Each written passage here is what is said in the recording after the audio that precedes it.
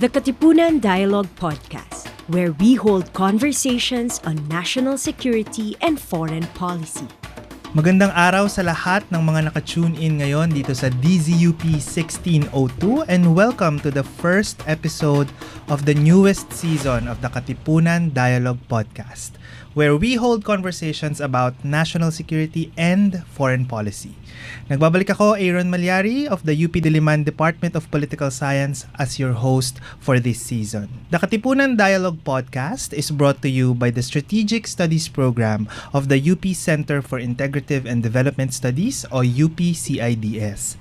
Ang UP-CIDS ay ang Policy Research Unit ng University of the Philippines at isa ang strategic studies sa mga research programs sa ilalim nito. Sa 5th season ng Katipunan Dialogue Podcast, muli tayong magkakaroon ng talakayan tungkol sa mga issue na may kinalaman sa national security, international relations at foreign policy. At sa ating unang episode, tatalakayin natin ang tungkol sa mga nagbabagong foreign policies ng United States under the second Trump administration. Less than 100 days in office, binigla ni Trump ang buong mundo sa mga inilabas niyang mga patakaran sa pagtataas ng US tariffs sa mga produktong pumapasok sa kanilang bansa. Pinakamalaki ang natanggap ng China, Mexico at Canada.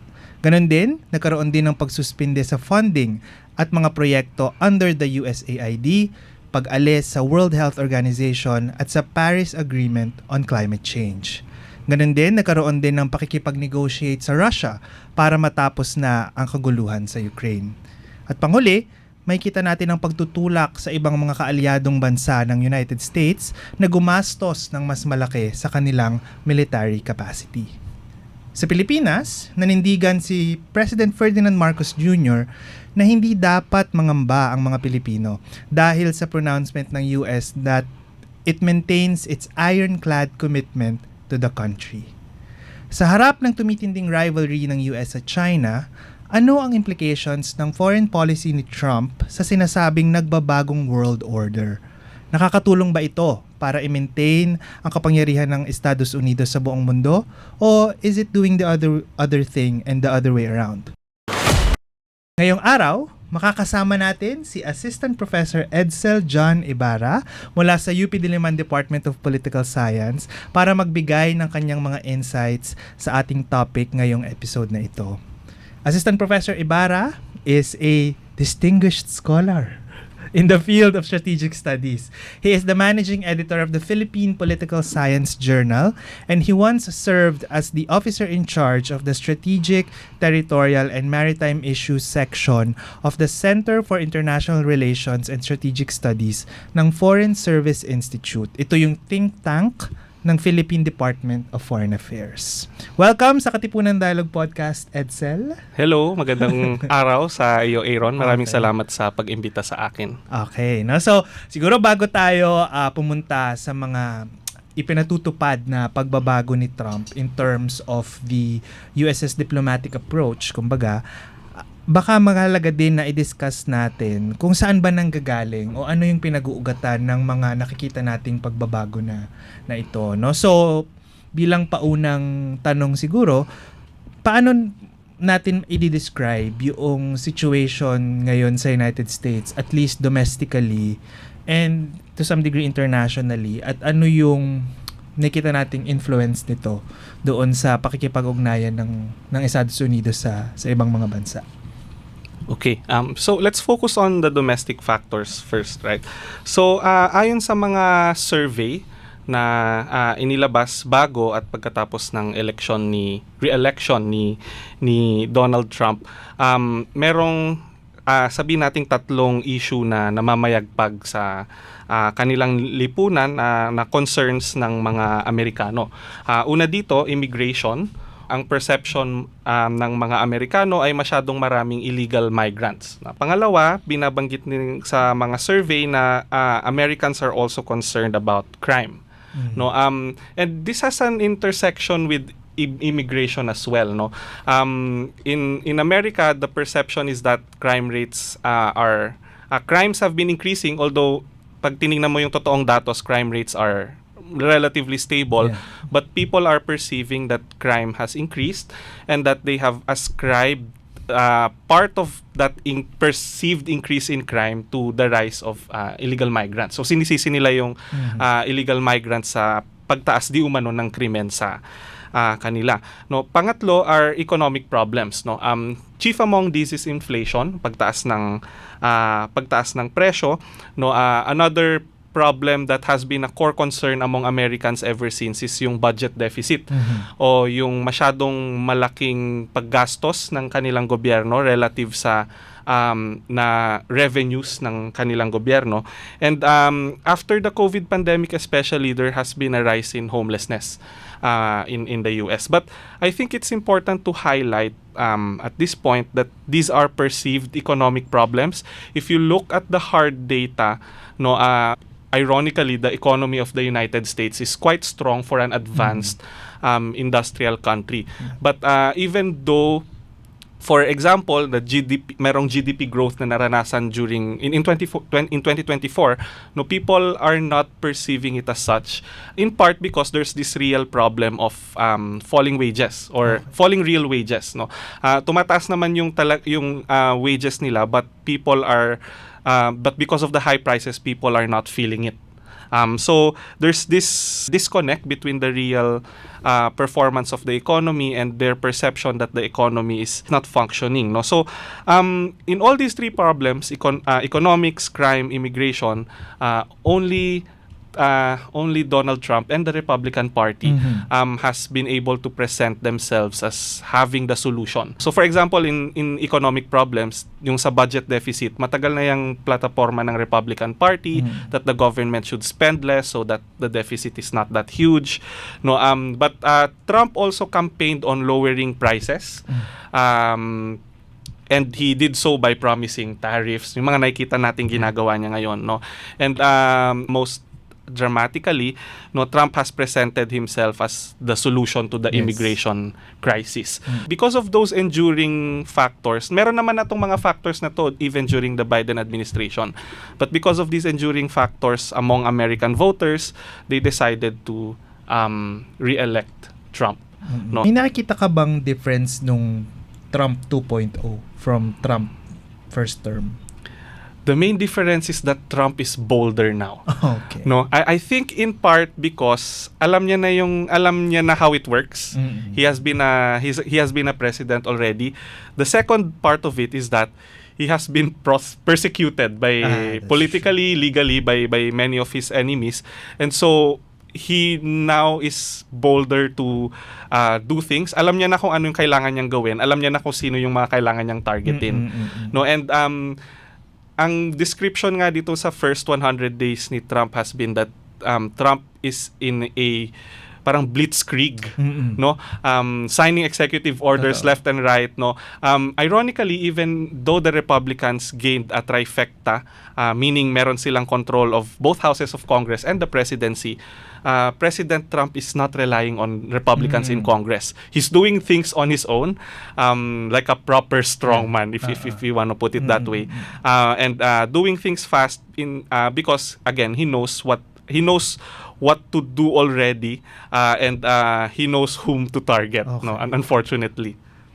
Yung mga immigrant yung isa doon. Yes. Okay. Na so yung ganitong posturing, kung masasabi natin na posturing ni Trump, 'di ba? At yung mga policies na pinipirmahan niya noong first 100 days niya.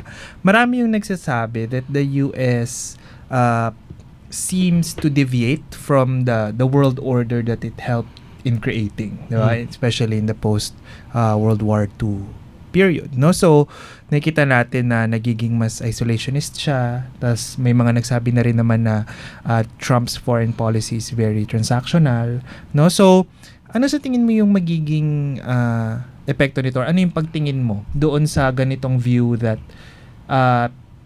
the US under Trump is dismantling yung world order that it helped create? Yeah, no, first, no, I agree that Trump is doing this, no. kung titingnan natin yung history of US foreign policy, it has always swinged between interventionism/internationalism and isolationism.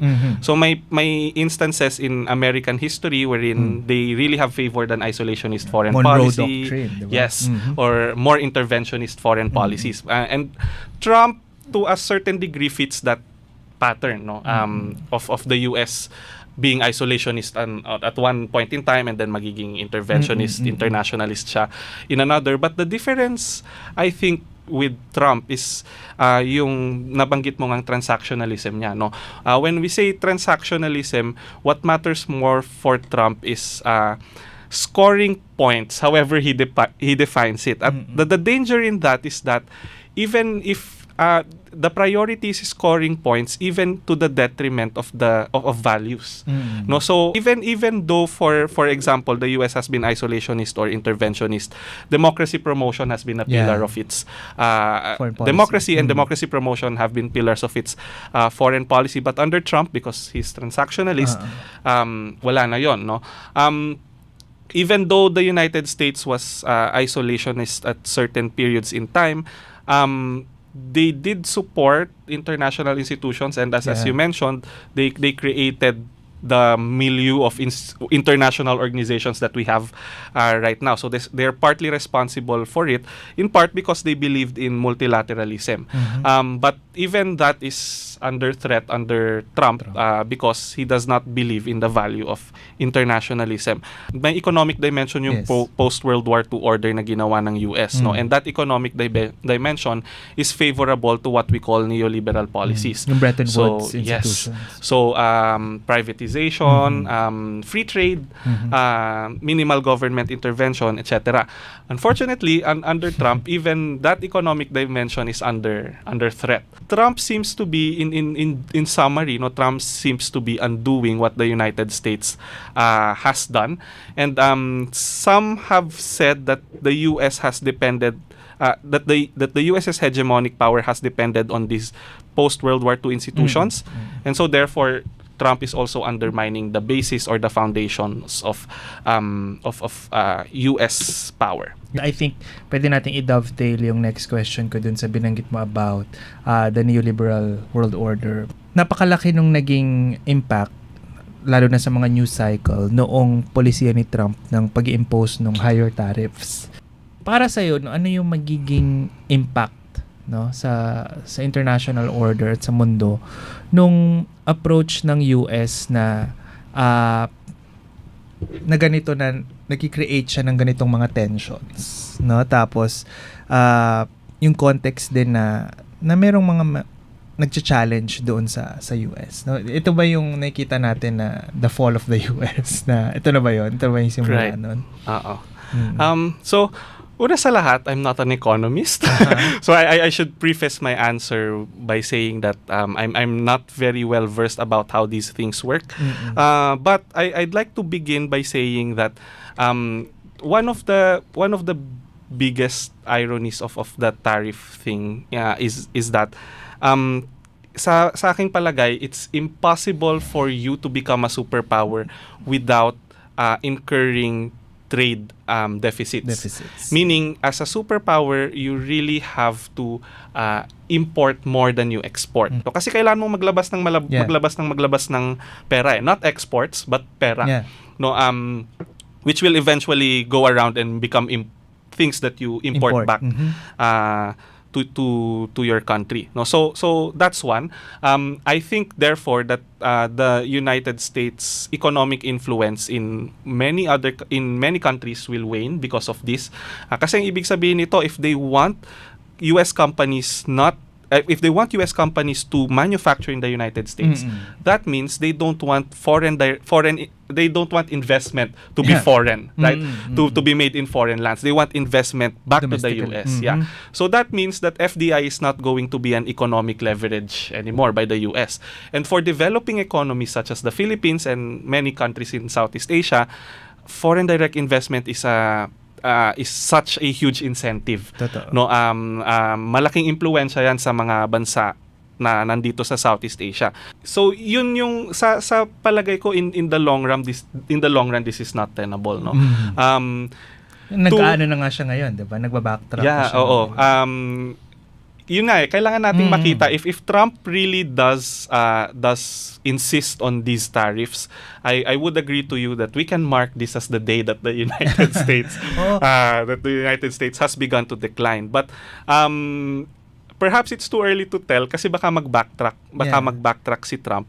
And the second thing is that I'm not so sure if other countries are prepared to undertake the role of global leadership. That's true. Love or hate the United States. Ito na naman yung isang aspect of why it's impossible for you to become a superpower without incurring deficits. Because you have to provide for public goods. You have to send aid to countries.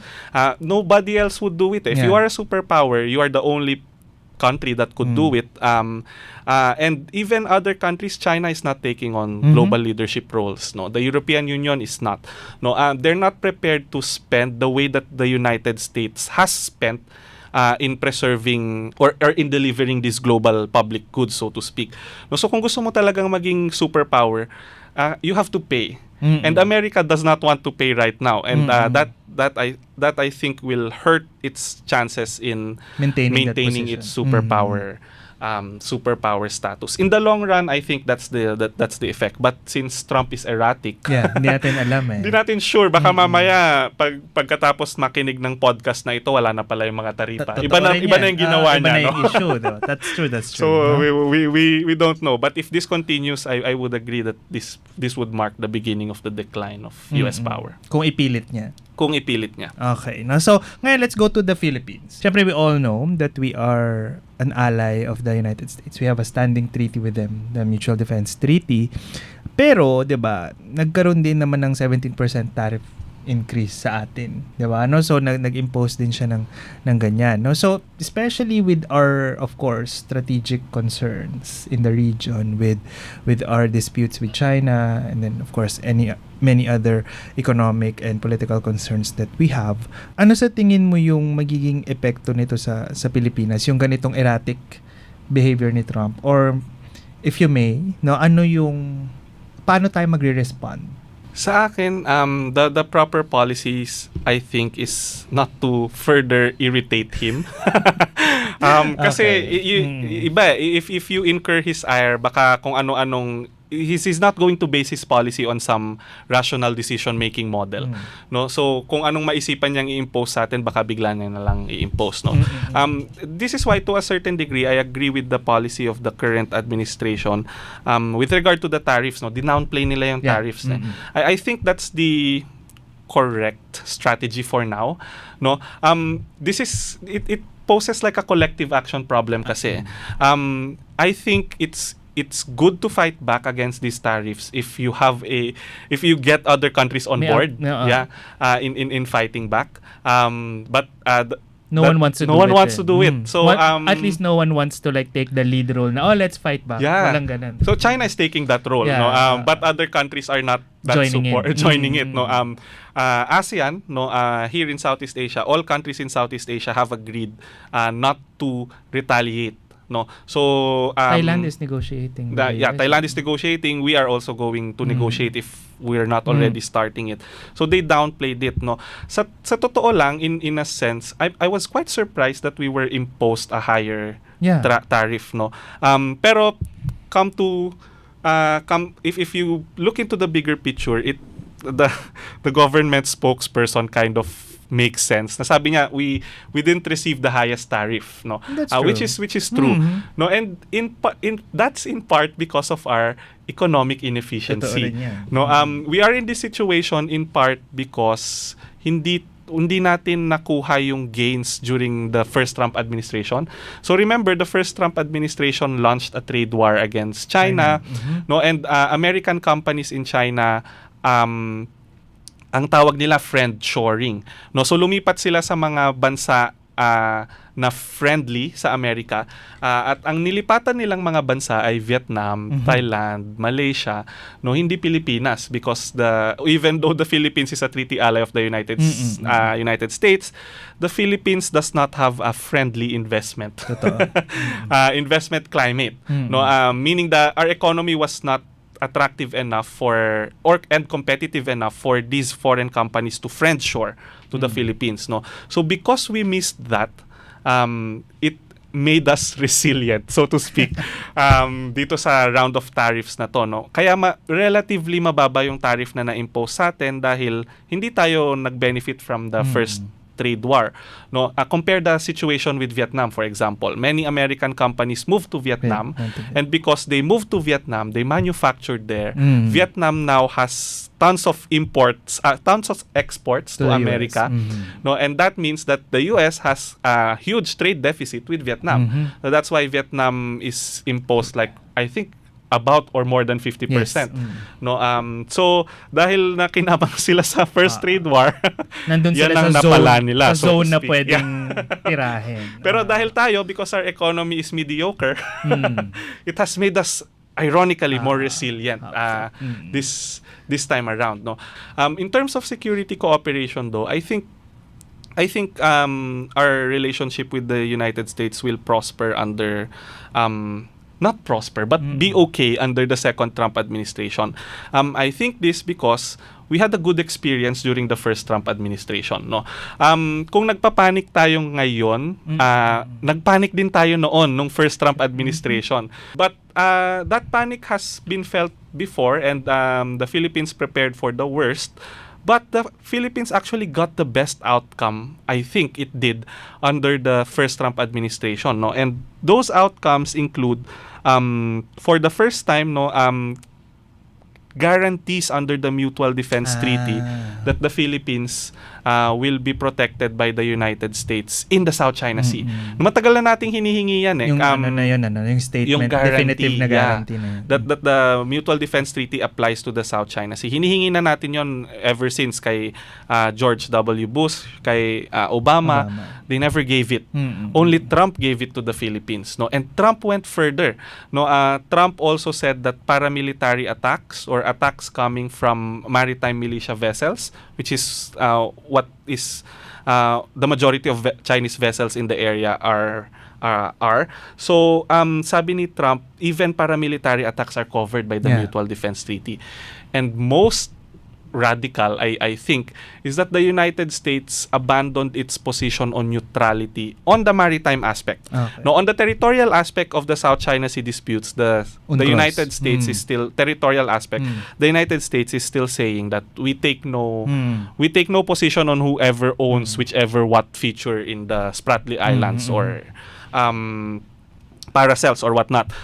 Pero they said that UNCLOS should apply in the South China Sea. So because of that position, it allowed the United States to eventually explicitly endorse the South China Sea Arbitration Award, which is like a huge thing for our government, no. So plus merong freedom of navigation operations that a lot of it happened during Trump compared to the 8 years of Obama, and many more security and military aid. No, so because of that experience during the first Trump administration, I think that that's going to continue.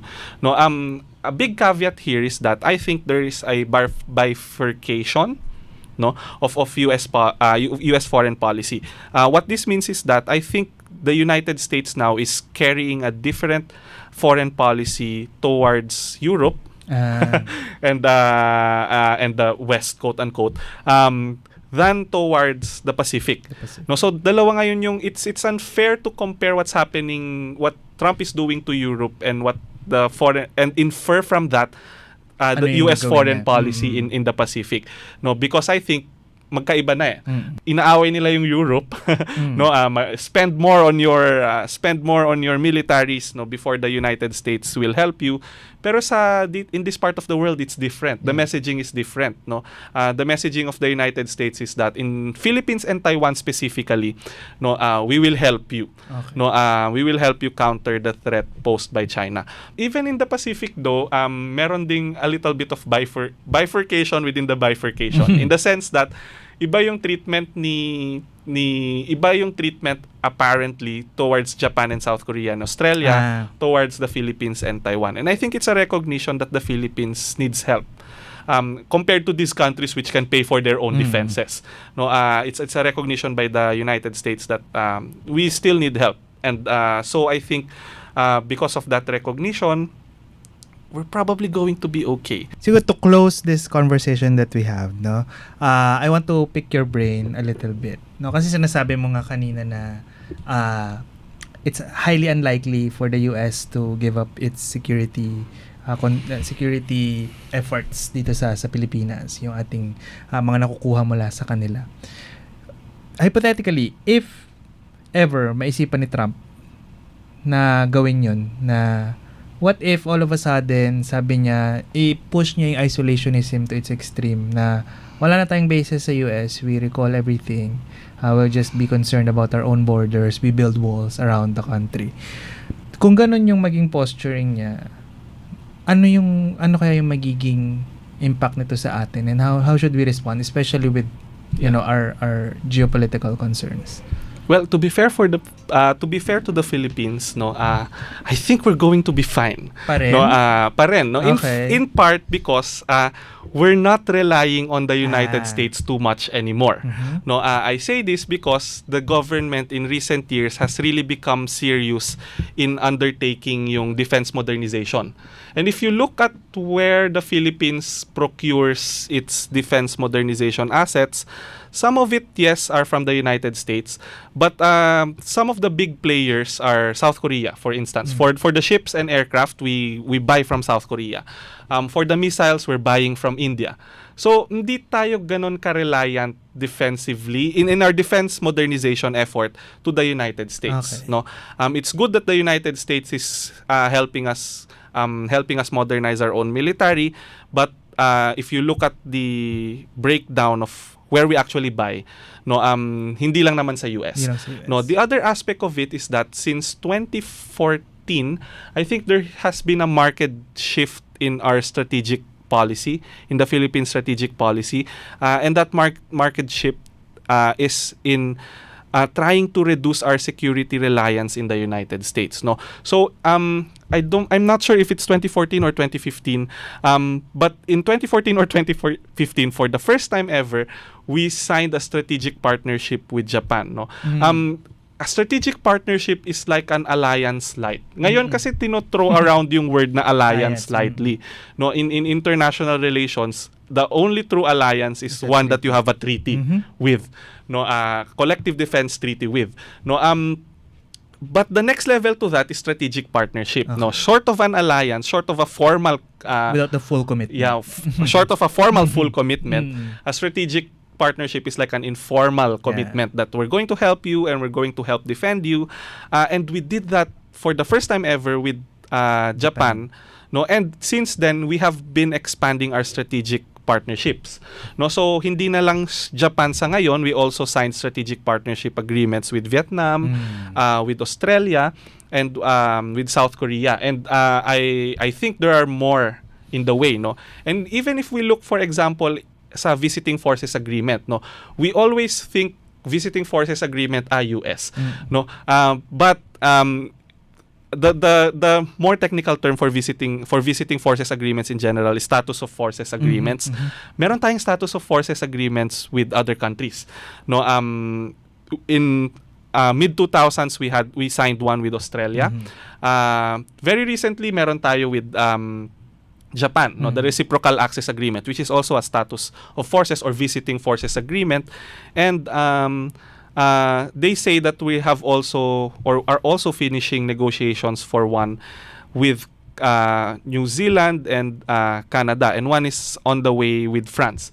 So all of these to me indicate that we're reducing our security reliance on the United States. Okay. If the United States tries to do that, yung talagang full-blown isolationism, to be fair to our government, May pinaghahandaan naman siya. we have been resilient, no, Okay. 'di ba? What an optimistic what Yeah. an optimistic take, no, but this is what we've been doing, no. We are not without agency in world affairs. I think that's a very good way to end this conversation. We are not without agency in what is happening around us. So, maraming salamat, Assistant Professor Edcel Ibarra ng UP Diliman Department of Political Science, for sharing your insights for today dito sa ating episode na ito. No? So, what a way to start our season. Sa harap ng hindi maitatangging changing world order, nagiging mas malaking challenge para sa Pilipinas ang pagpapalakas ng ating sariling kakayanan na ipagtanggol ang ating pambansang interes at itaguyod ang kapakanan ng mamamayang Pilipino. So, maraming salamat sa lahat ng mga nakinig sa ating episode ngayong araw at nanood ngayong araw na ito sa ating first episode sa bagong season ng Katipunan Dialogue Podcast. Pakinggan ang mga previous episodes at seasons ng Katipunan Dialogue Podcast sa aming Spotify account, The Katipunan Dialogue Podcast. For more updates about other projects ng Strategic Studies Program ng UP-CIDS, you may visit, of course, our website, cids.up.edu.ph. We also invite you to like and follow ang official Facebook page ng UP-CIDS at of course, ng DZUP para sa mga episode at susunod na talakayan dito sa ating podcast. So once again, I am Aaron Malyari, your host for this podcast, at thank you for being with us today. Join us sa mga susunod pang episode ng Katipunan Dialogue Podcast, where we hold conversations about national security and foreign policy dito lang sa DZUP 1602. Kasali ka.